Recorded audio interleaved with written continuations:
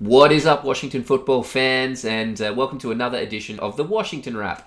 I'm your host, Chad Ryan, and this is a 10-minute single-issue show where we start the clock and we try to wrap up and sink our teeth into one issue in as much detail as we can in 10 minutes. And on today's episode, we're talking about the Friday Night Lights scrimmage that was held at FedEx Field tonight. An interesting opportunity for fans to get close to the team given the restrictions throughout COVID and the way training camp has bounced between Richmond and Ashburn. This was a really good initiative by team president Jason Wright and the Washington football team. And our man Felix Trammell was there tonight, and we're going to bring him in and talk about what he was looking at, and just talk about a little bit about the entire night as well as a whole. So let's start the clock. Let's bring Felix in, and let's dive straight into it. So Felix, before we get into the football side of things, this is something new for the team. What were your impressions of tonight? It was very good. It was very well thought out. It was good to see fans back at FedEx. There was tailgating. You know, I drove up and there were people out with grills. There was people walking around. It was excellent weather. You could tell the fans were excited to be back at FedEx. Some of the things they were trying to do, trying to get fan involvement, some of the entertainment stuff. Some went well, some quite didn't, or didn't get the response you think it would. But you could just tell fans were excited to be around the team again. So it was a great concept from Jason Wright and Julie Donaldson and all that crew. It was very well attended, and fans thoroughly enjoyed themselves. So I think it was a good experience, a good interactive thing that happened. I do tonight. always enjoy it when fans go out to practices like these, and for reporters who can't be there, like myself and Robbie was the same sort of thing. Because of the rules on media and teams broadcasting practices, actually it ends up being the fans who capture the best footage from practice that we can then break down. So, for yourself tonight, I know you're on the sidelines and you got some stuff that we're going to show in a moment. But some of the best stuff I saw tonight came from the fans, not the actual official team live stream. And that's not to fault the team. They're literally not allowed to record and broadcast some elements of practice due to NFLPA rules and similar regulations from the league. So... but you tonight, I believe, were focused on the running backs. You were taking a good close look up at them. So let's start with Antonio Gibson, because he goes into the season as the presumptive starter at running back. Now, the word starter for running backs has been a bit weird for Washington over the better part of the last decade, because it really has been, under successive coaching regimes, a running back by committee kind of approach. Really not since Alfred Morrison 2012, 2013 have we had a guy who is the guy and is going to get 80% of the carries for the entire season. But Antonio Gibson showed a lot in his rookie year last year. What do you think the expectations for him are going into his sophomore year? And is he the bell cow for this team? Or is there going to be quite a distribution of the work? I believe the intent is for him to be a bell cow. But I think we need to change how we use the term bell cow in the 2021 NFL. It's not as it used to be where running backs would get 350 carries a season. It just doesn't happen like that anymore, the way offenses are built. But Antonio Gibson will be the feature runner of this offense. He looks a lot calmer now. He kind of understands schemes and when to be patient, when to press the hole, when to extend it, when to burst through, because he really didn't have that opportunity last season because of the restricted training camp and no preseason, limited in OTA. So he didn't get that foundation work. You can see now that he's had an off season of that work. Yep. And you can just see it in the way he plays. So now he knows when he needs to burst, when he needs to bounce outside, or when he needs to let the blockers set up where they need to go. So Antonio Gibson will be the feature runner, but I don't think anybody in this league, maybe outside of Henry and Tennessee, is going to get 80% of carries on a team now. I just don't think that's how the NFL works. But okay, so Gibson from will what be the we've feature seen, back. from what we've seen so far, is there a clear number two, or is it going to be a case where it's Antonio Gibson and then a group behind him? Well, the J.D. McKissick has a very defined role, and he is going to play a prominent role in the offense. He is still the third down back. He's still the best receiving back, which sounds weird saying that Antonio Gibson was a wide receiver in college, but it's different being a receiver out of the backfield versus being a receiver out wide. It's So almost JD that McKissic, Chris Thompson role that we saw here for so many years, right? yes, and actually talked about this tonight in the press box. JD McKissic is what the team hoped Chris Thompson was going to be. Mm-hmm. He's just as quick, if not quicker. He's more physically built, so he can run inside the tackles. He scored a touchdown tonight on a play, going right side off tackle, patient, burst through, broke a tackle, took it to the house. JD McKissic can do that. And so he's going to get a lot of plays, and there's still going to be a lot of those two-back sets that we were seeing when the team kind of got on a roll last year with McKissic and Gibson. McKissic doing a lot of those fly sweep motions that helps Gibson run off of that. So you're going to see a lot of that. So McKissic has a defined role. Now, behind those two, it becomes the question marks of who's going to be on the roster. Mm-hmm.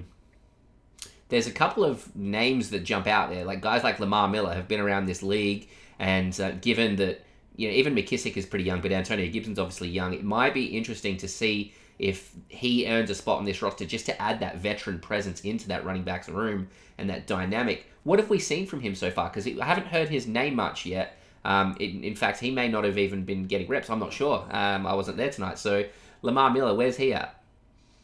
He gets a few reps, but he's a veteran, so they kind of understand how he plays. Yep. So they don't need to get him beat up as much, taking all those reps. I still think he makes his roster. My battle in running back is between Lamar Miller and Peyton Barber. Yeah, I believe those two are fighting for the same spot because they kind of do the same thing.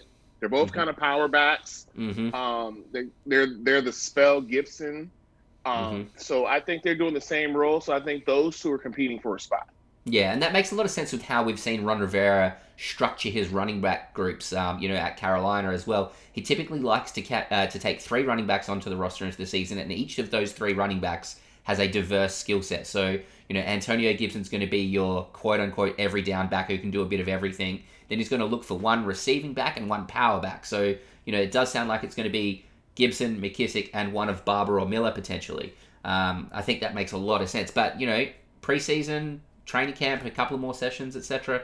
These guys are going to fight for those spots, and there are opportunities for people to separate themselves and show something. So it's going to be really interesting to watch. The other thing I'm watching is we've seen some shifts around and some changes on the offensive line, both in terms of who's here and who's not, but also because of COVID lists and stuff. Brandon Scherf was missing for a while, and obviously a huge part of success of the running game is these guys knowing where the gaps are going to be, knowing how to run behind their blockers. What are we seeing in terms of the relationship between the running backs and the offensive line specifically? Do we like what we're seeing? Do we want to see some room for improvement? What are the areas that you've been watching there? When Brandon Scherf is there, the team likes to run to his side. I mean, he is your best offensive lineman, so it makes sense. Like the McKissic touchdown was to the right side. Though this team does kind of lean to the right side because of that dominant guard there, but they're pretty good run blockers across the board. Eric Flowers is an excellent run blocker. Schweitzer is an excellent run blocker. Roulier as well. He has the ability to get to that second level awfully quick and to create seams. So it's a lot of mismatch just because, like you spoke of COVID and injury. Well, we really haven't had injuries up front. It's just mostly COVID. And they're kind of cycling through linemen to see where linemen fit best, because there'll be times where it's Sheriff and Schweitzer in the guards, and then it'll be sometimes where it's Sheriff and Flowers at the guards. And the tackles have been pretty solidified with Lucas and Cosme, with Leno being out. So that's those have been in stone, and Chase is Chase. So the guards have kind of been heard of him. The ones rotating around. Yeah. So I think the guards being kind of interchangeable, trying to see who they're going to go at left guard. I think that's the last remaining battle on the line. Yeah. As it stands right now. So that relationship should be monitored, but I think the best line at this moment is with Schweitzer, but Flowers is right there, and it wouldn't be a loss with either one at left guard. Yeah. Got it. Well, we're in the final 60 seconds, and obviously anytime the running back has the ball, unless there's something fancy going on, they've been handed the ball from quarterback. Obviously, Ryan Fitzpatrick and Taylor Heineke go into the season as presumptive number ones and number twos. Anything that special jumps out to you about the relationship between the quarterbacks and the running backs at this point? Whether it's the way they're handling their play action or their pitches or just even their regular handoffs or anything interesting along those lines?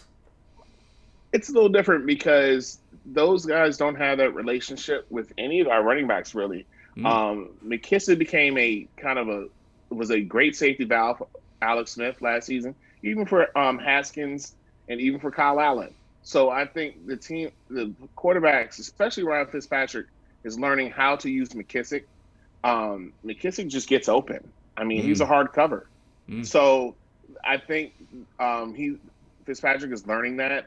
Taylor Heineke does like to push the ball down the field a tad bit more. But Fitzpatrick definitely loves to use his running backs in the passing game. And I know we're about out of time, but Patterson is going to make this roster. Yeah, I believe they're going to keep 4. They're going to keep 4. That's a big call. That is a big call. Yeah. Well, look, we've gone 10 seconds over, which I'll give ourselves 10 seconds grace. We'll call it some injury timeout or something like that. But Felix, a great opportunity to talk to you after you've been up close and personal at the Friday Night Lights scrimmage at FedEx Field. It's going to be a fun season if, fingers crossed the Delta strain and COVID lets us have some fun with football.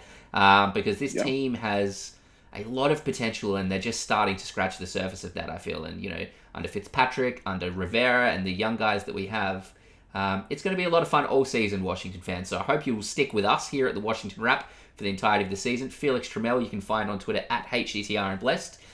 If you haven't listened to the show before, he said that he's going to change his Twitter handle as soon as the team changes their name. He's sticking with this until there's a permanent name, which I respect. I think that's not a bad thing.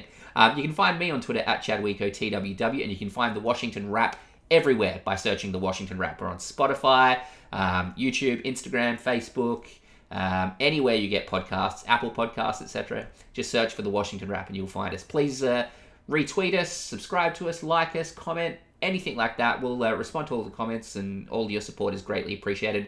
Until next time, Washington fans, thank you for listening in. Thank you for watching. And Felix, always a pleasure, my friend, and we'll see you next time. Have a good